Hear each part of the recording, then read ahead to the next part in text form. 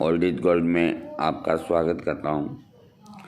स्वास्थ्य संबंधी चर्चा में इस वक्त अपना पूरा मुल्क जिस दौर से गुजर रहा है उसी के बारे में चर्चा करूँगा। कल मैंने एक घरेलू वीडियो दिया था, गले की खराश,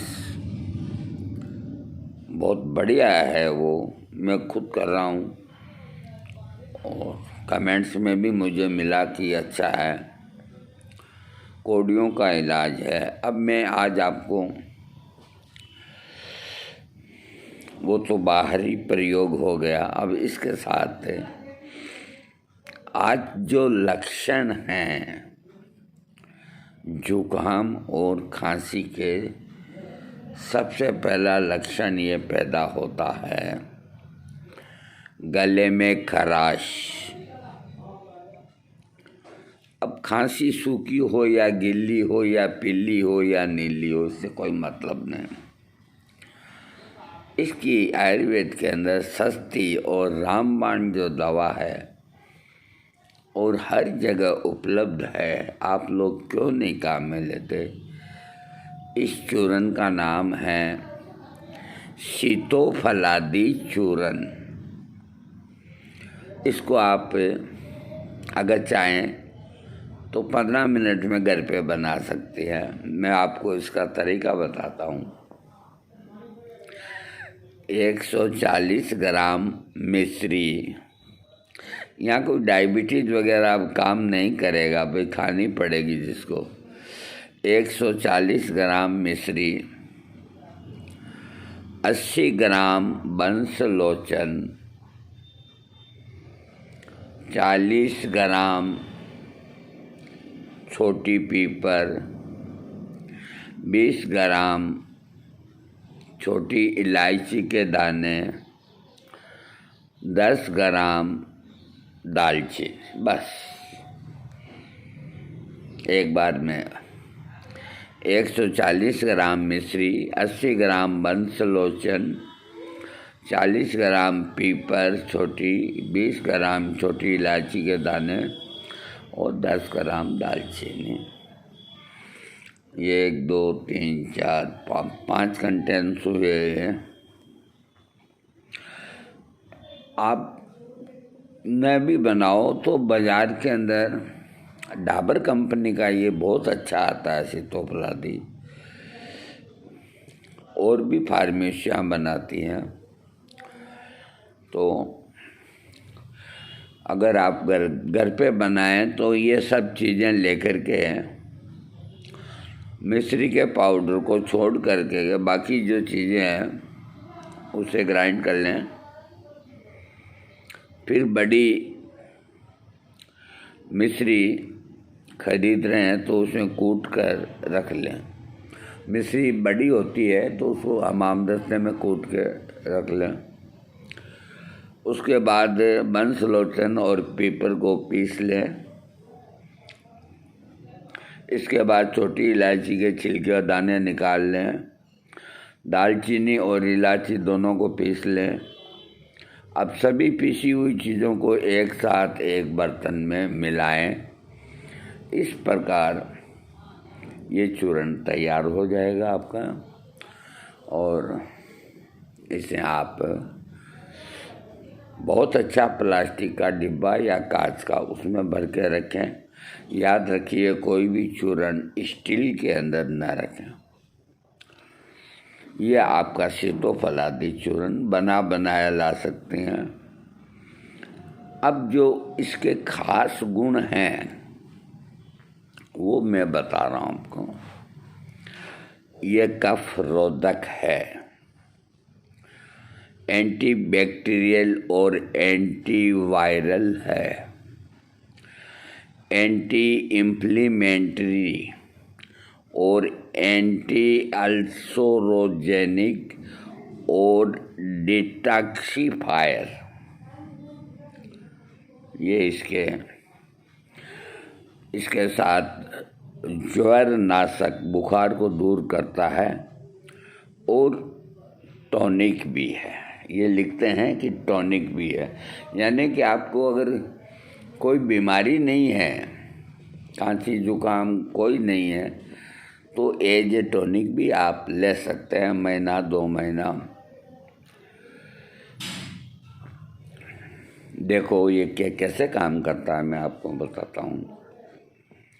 गले की खराश को दूर करता है, और इस वक्त ये मुआ जो जुकाम वगैरह, मैंने कई जगह फ़ोन लगाए रिश्तेदारों के, और सबने एक ही आवाज़ में कहा कि गले में खराश, सबसे पहले गले में खराश होती है। तो दुश्मन को घर के बाहर के गेट से ही अगर धक्का दे दें तो अपन घर में सुरक्षित रहेंगे। तो इसको घर के बाहर के गेट से ही धक्का दें आप। एक तो कुल्ले का सहारा लें, एक सीतोफल आदि का सहारा लें। तो जब खराश दूर हो ही जाएगी तो कफ इकट्ठा होगा ही नहीं, बुखार होगा ही नहीं, आप बीमार होंगे नहीं। खराश को दूर करने में इसके बराबर आयुर्वेद में दूसरा कोई चूर्ण नहीं। सीतोफल आदि चूर्ण बहुत कारगर है, एंटी इन्फ्लेमेटरी है, जो गले में आई सूजन खराश को कम करता है। यहाँ जो अपनी जो झिल्लियाँ हैं और दो ये है लेरिंजाइटिस और पेरिंजाइटिस जो भी है, डॉक्टरी शब्द हम कम जानते हैं, तो ये अवरुद्ध होने से या इनमें सूजन आने से या इनमें कोई चीज़ होने से आदमी को खराश होती है। तो सीतोफल आदि चूर्ण एंटी बैक्टीरियल है, जो कि स्टेप और थ्रोट जो कि एक बैक्टीरियल इन्फेक्शन है, उसे भी कम करने में मदद करता है। अगर आपको ठंड लग जाने के कारण या बारिश के मौसम में वायरल होने पर या किसी भी वजह से गले में खराश हो रही है, तो रात में इसे शहद मिलाकर चाटें। इसको आप दिन में, अगर आपके खराश ज़्यादा है, कफ उलझ रहा है, तो दिन में आप 4 बार भी चाट सकते हैं। 1 चम्मच चाय का ये और 3 चम्मच शहद कटोरी के अंदर बढ़िया उसको अंगुली से चाटो। आपको क्या टेस्टी लगेगा, आप कहेंगे यार क्या चीज़ बताई है। पहली खुराक से ही आराम मिलेगा। 3 दफ़े लो, आप आराम से लो, मौका आ जाए 4 दफ़े लो। इसके अलावा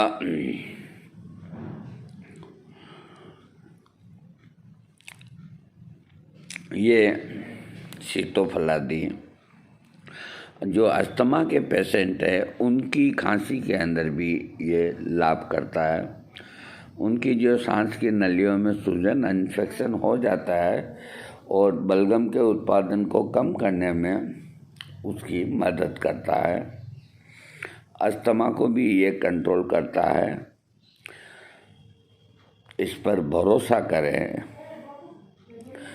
पुरानी खांसी हो जाती है ब्रोंकाइटिस से मददगार, उसके अंदर भी फेफड़े, सांस की नलिकाओं में सूजन आना, ऐसे में अगर फेफड़े में कफ ज़्यादा जमा हो गया है, कई बार सांस लेने में परेशानी होती है, तो ऐसी स्थिति को कम करने के लिए सीतोफल आदि चूर्ण आपकी मदद कर सकता है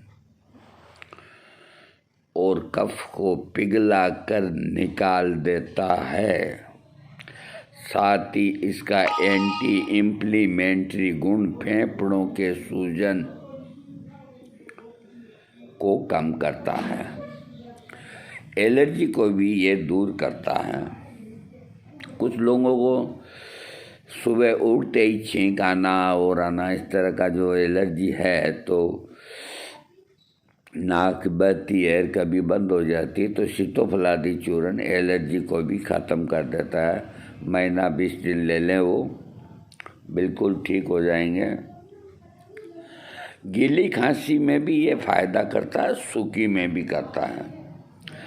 गीली खांसी, कफ वाली खांसी में फेफड़ों में बलगम जमा हो जाता है। ऐसे में सीतोफलादी का एंटीबैक्टीरियल और एंटीवायरल गुण कफ को पिघला देता है।